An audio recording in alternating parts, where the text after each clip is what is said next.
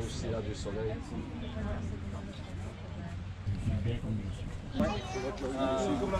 Il est gentil. Les bras, les têtes, les jambes, les sacs, les vêtements, ça reste à l'intérieur du camion. Si jamais des animaux s'approchent du camion, on ne les touche pas, on ne donne pas à manger aux animaux. Et alors une dernière chose, et là c'est pour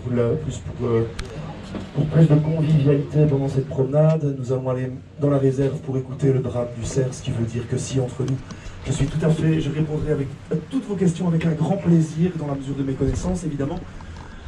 Bien évidemment, on ne va pas commencer à chanter la petite gaïole alors qu'on est là pour écouter le drame du cerf. Donc on va essayer quand même de maintenir un certain niveau de bruit pas trop élevé. Merci à vous.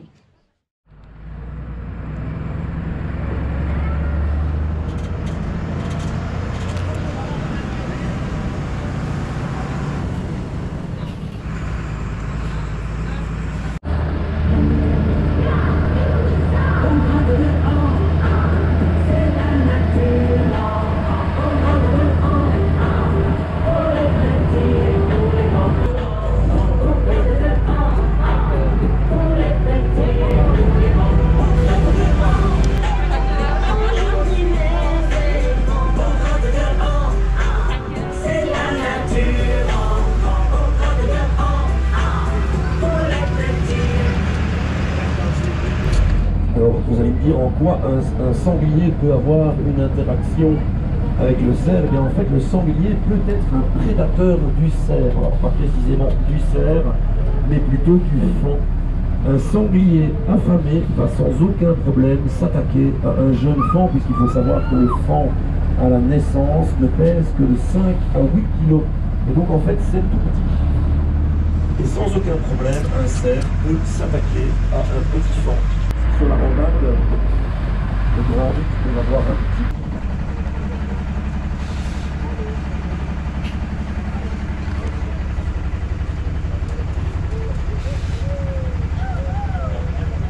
Chez le renne est un cervidé qui a une particularité par rapport à tous les autres cervidés, à savoir que chez les cervidés, c'est toujours le mâle qui porte les bois.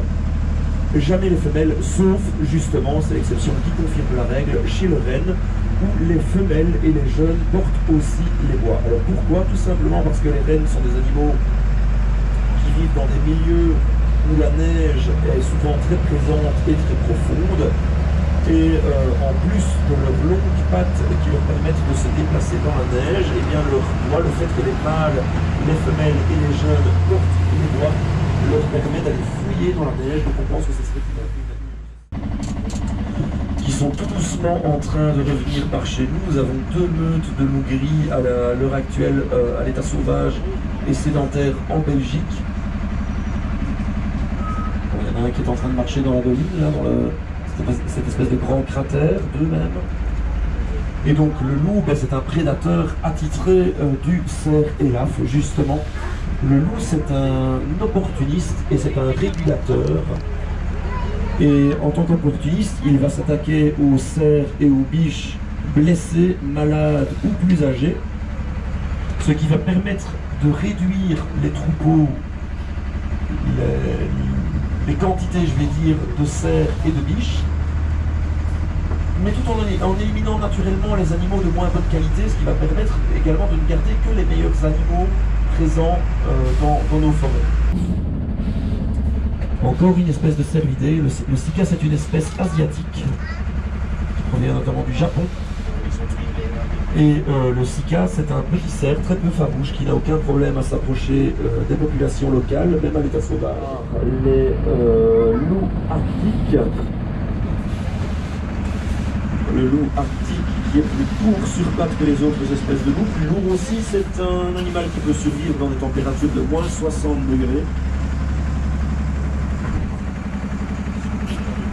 Et je vous parlais tout à l'heure de cet aspect régulateur et opportuniste, ce qui vaut à ce loup auprès des populations du Grand Nord le surnom de docteur des animaux, tout simplement parce que en jouant son rôle de purificateur, je vais dire, qui permet de ne garder que les meilleurs gibiers présents dans le milieu naturel, eh bien, il permet aux populations du Grand Nord de ne récupérer que les meilleures rennes, les meilleurs caribous, par exemple, pour se nourrir et se vêtir. Et donc, ça c'est un des jobs que fait le loup. Et puis d'autre part, le loup, en régulant les populations de gros gibier, va permettre une bien meilleure régénération du milieu, ce qui peut avoir des fois des impacts très très positifs, assez impressionnants. Et je vous inviterai à aller voir un petit documentaire sur YouTube qui dure quelques minutes et qui s'appelle « Comment les loups ont changé les rivières ». Voilà, ici à gauche, un autre cervidé, bien chez nous celui-là, bien présent dans nos forêts. Le chevreuil. Alors, moi de Murphy oblige, j'arrive, il s'en va. Voilà, voilà. Un jeune mâle ici à gauche. Donc le chevreuil, on a parfois tendance à le confondre avec le cerf. Pour les gens qui ne sont pas très connaisseurs, je vais vous donner 2-3 petits critères très simples à retenir. Déjà, il y a autant de points communs entre un chevreuil et un cerf contre un mouton ou une chèvre. Ah donc voilà, vous avez toute la famille en fait. Hein. Donc ici c'est un jeune, ici à gauche, il y a un jeune mâle qui est né l'année passée, un chevriard qui est de ce printemps-ci, qui est petit, puis la chevrette, la femelle, juste à côté, et le mâle reproducteur est ici un peu plus loin. Excusez-moi. Et donc, vous voyez le chevreuil mâle ici, juste tout près de nous, à notre gauche. Donc un grand cerf mâle, un bel adulte, c'est 25 kg grand maximum. Un cerf et la mâle en pleine forme adulte, c'est 250 kg, donc 10 fois plus gros. Cornes, donc ce sont des caprins, des bovidés. Et donc vous voyez ces cornes, et ça c'est une chose dont je vous parlerai également. La différence fondamentale entre les cornes qu'on voit ici par exemple sur les bouquetins et les bois que portent les cervidés, puisque les cervidés ne portent pas de cornes, ce sont bel et bien des bois. J'y consacrerai un petit commentaire pendant la promenade.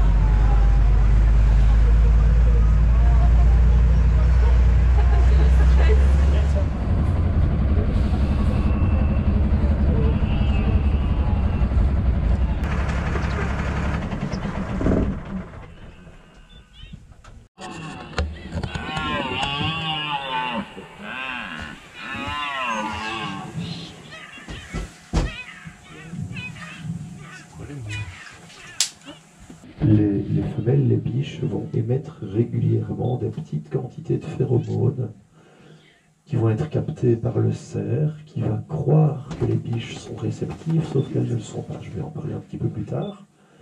Et donc notre cerf va commencer à s'approcher de la femelle en lui reniflant un petit peu le popotin. L'année, je vais dire, le cycle annuel.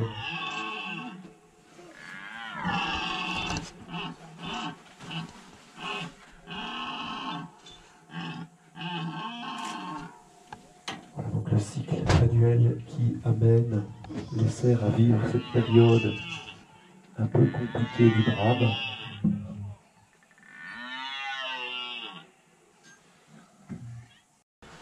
Et c'est en fait ce cycle qui commence au début de l'année. Il commence au début de l'année, vers le mois de février, entre la fin février et pour certains individus, la fin du mois d'avril, où selon les individus, eh bien, les bois vont tomber.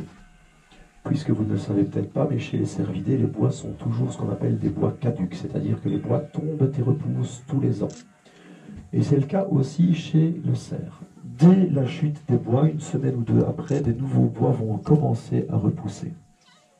Et ces bois, pendant toute la période de pousse, sont enveloppés par une peau qu'on appelle le velours. Et ce velours, c'est une peau très vascularisée qui amène le sang au bois pour lui permettre de pousser, puisque le bois, en fait, est une matière un peu particulière. Enfin, est-ce que vous savez quelle matière constitue le bois du cerf? Vous avez une idée? Non? C'est de l'os. Aussi étonnant que ça puisse être, c'est un os qui repousse tous les ans. Une calcification osseuse, os tendre au cœur, os dur, os durci à l'extérieur. Et donc, cet os, pour avoir besoin de pousser, comme tous les os du monde, il a besoin d'un apport important de sang, de nutriments. Et donc, cette peau va amener le sang.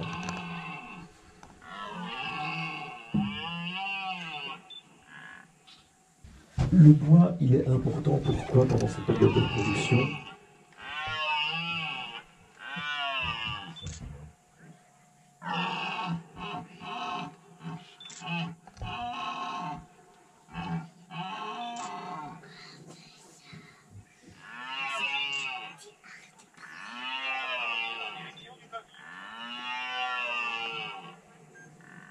Donc le bois il est très important. Pourquoi? Parce que le bois, c'est un instrument qui va permettre au cerf dominant, d'affirmer son statut par rapport à la harde de biche, par rapport aux autres cerfs.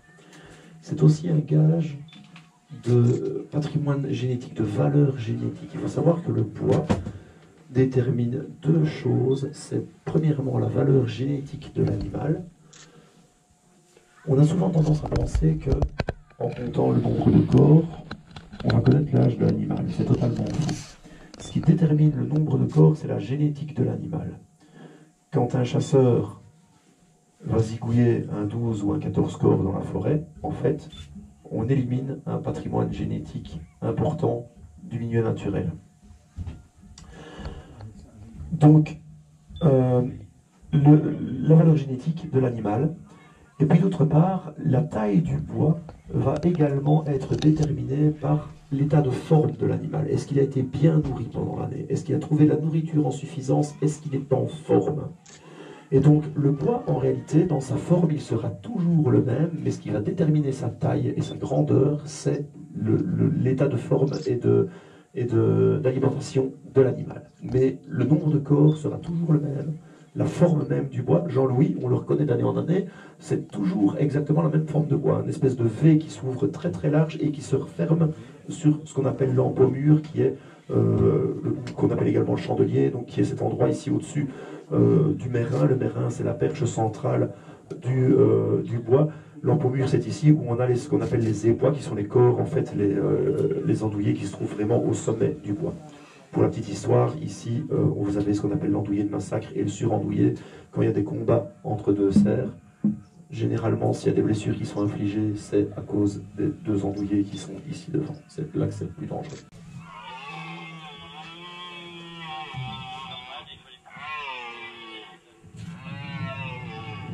Du brame qui commence en réalité à la fin du mois d'août.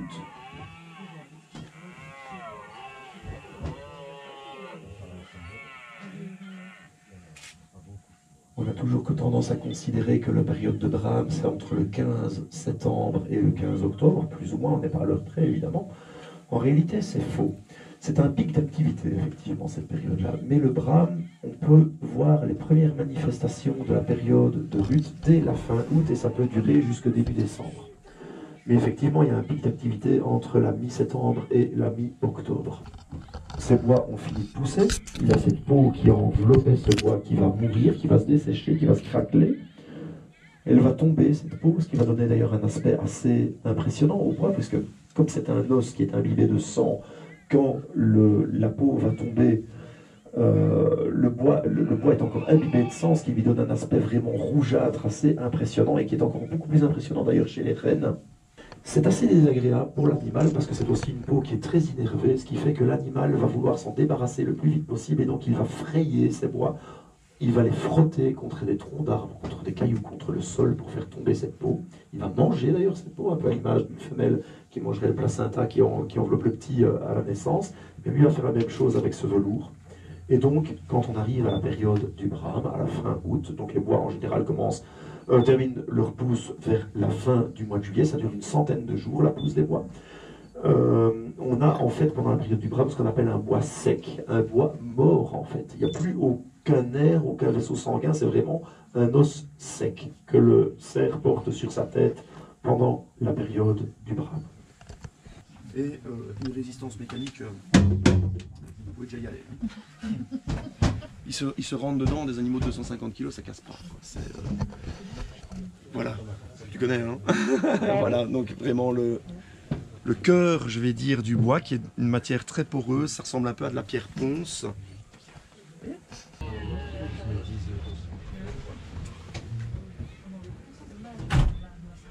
Faire que notre cerf, hier je parlais, j'aime bien utiliser cette expression-là par rapport à la période du brame, mais le brame c'est un peu le bal du samedi soir. C'est un peu le bal du samedi soir chez les humains, ça va faire que notre cerf ne va plus penser qu'à une seule chose quand on va au bal, quand on est jeune et beau. Qu'est-ce qu'on regarde? Les filles, les filles, les filles, est-ce qu'il y a des filles, est-ce qu'il y a des jolies filles? Et pour le cerf ça va être la même chose. Des biches, des biches, des biches, des biches, je veux des biches. Et donc, pendant cette période de quelques semaines, pour le cerf, sa seule et unique préoccupation va être de s'accaparer les biches et de virer toute menace potentielle sur ces biches. Et là, regardez, il a vu les deux cerfs qui sont là derrière le camion.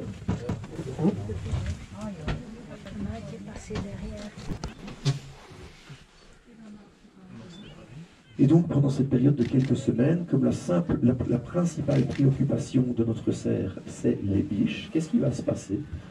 Eh bien, la plus grande partie de son temps va être consacrée à garder son groupe compact, surveiller ses biches, être prêt quand ces biches vont devenir réceptives. Ça va être une période tellement exigeante pour l'animal en termes d'énergie que pendant ces quelques semaines où le cerf va rester près de ses biches, s'il est ce qu'on appelle un cerf de place, c'est-à-dire le cerf qui est au centre de la harde de biche, bien pendant cette période de brame, le cerf va perdre jusqu'à 20% de son poids. Il est dans une situation où il en oublie de dormir et où il en oublie de manger. Donc à la fin de la période de brame, c'est un véritable état d'épuisement pour l'animal. Bourré d'hormones et épuisé. C'est magnifique. Et ils vont adopter leur meilleure marche pour vraiment bien impressionner l'autre mâle. Et cette marche consiste à se la jouer un petit peu à la façon de cet acteur italien comique des années 80 bien connu, qui faisait des films très kitsch et pas drôles du tout. Voilà, c'est ça, Aldo Macchio. Donc, on va les voir marcher de façon assez saccadée, bombant le torse, dressant les bois. Et généralement, cette marche parallèle va suffire à faire fuir le prétendant, le perturbateur. On peut en arriver à des situations où on a des combats entre cerfs extrêmement violents, qui peuvent amener à des blessures très graves, qui se terminent parfois par la mort de un, voire des deux individus. Ça peut arriver que deux cerfs s'entretuent au cours d'un combat. C'est très rare, mais ça peut arriver. Alors, on va changer un petit peu de position.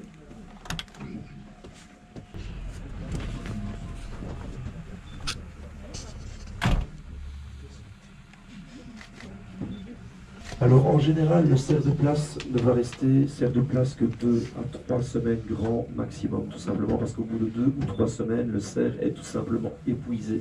Et donc on estime que sur une période complète de brame, en réalité, 80% des biches seront couvertes par, donc fécondées par 2, 3, voire 4 cerfs dominants.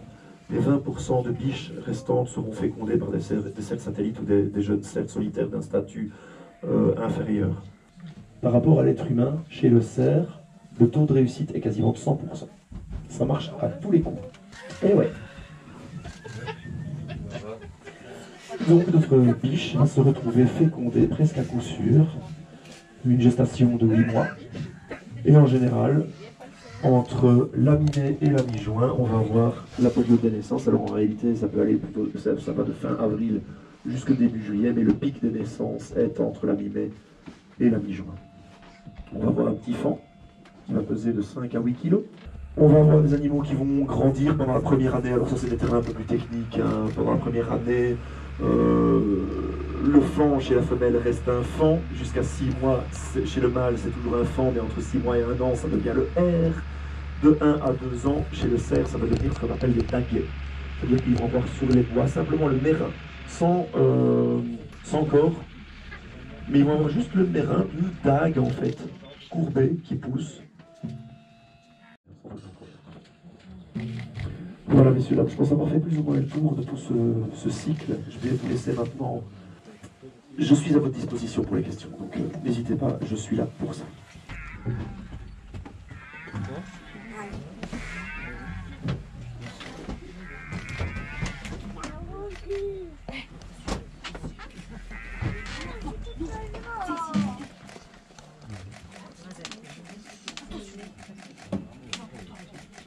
Cette année-ci, on a fait entrer 5 biches qui sont à niveau d'une autre réserve pour assurer un brassage génétique. Par contre, dans la nature, évidemment, comme il y a des espaces qui sont plus grands, les animaux disposent de plus de territoire, il y a plus de brassage, il n'y a pas de clôture, donc les animaux se déplacent comme ils veulent, et là le brassage se fait naturellement, il n'y a pas de problème de consent. Il faut savoir que le cerf n'est pas un animal forestier à la base. Le cerf est un animal de plaine. C'est l'activité humaine qui a repoussé le cerf dans les forêts. Et d'ailleurs, il y a quelques milliers d'années, le cerf était plus grand, la ramure du cerf, les bois étaient beaucoup plus grands que maintenant. On a trouvé des bois fossilisés, de ce qu'on appelle les cerfs des tourbières en Irlande. On appelle également plus vulgairement le mégacéros ou le mégalocéros, dont les bois, à la pointe, on avait 4 mètres de distance entre les bois à la pointe, à l'empennure. Vous imaginez les monstres. Hein. Donc, l'activité humaine, en fait, a fait que l'animal a été repoussé dans les forêts, a été se protéger dans les forêts, la mère nature faisant toujours très bien les choses. Et on a commencé à voir les animaux devenir plus petits et la ramure se rétrécir.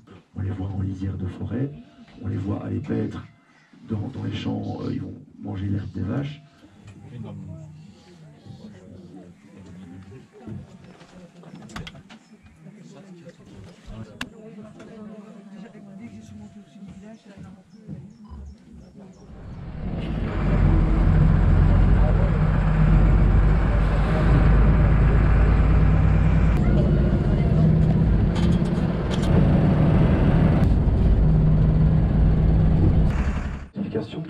Deux petits conseils. On me pose souvent la question de savoir si un cerf, pendant cette période du brame, peut être dangereux. Ben, on est devant un animal qui a une poussée d'hormones, je vous ai dit, qui est assez impressionnant. Donc l'animal, il est nerveux, ça c'est une évidence. Maintenant, ce qui est certain, c'est que l'animal, il ne sera dangereux que si vous ne lui laissez aucune échappatoire. Ce qui veut dire que si vous avez envie d'aller observer le brame en pleine forêt, il faut évidemment absolument éviter d'encercler l'animal.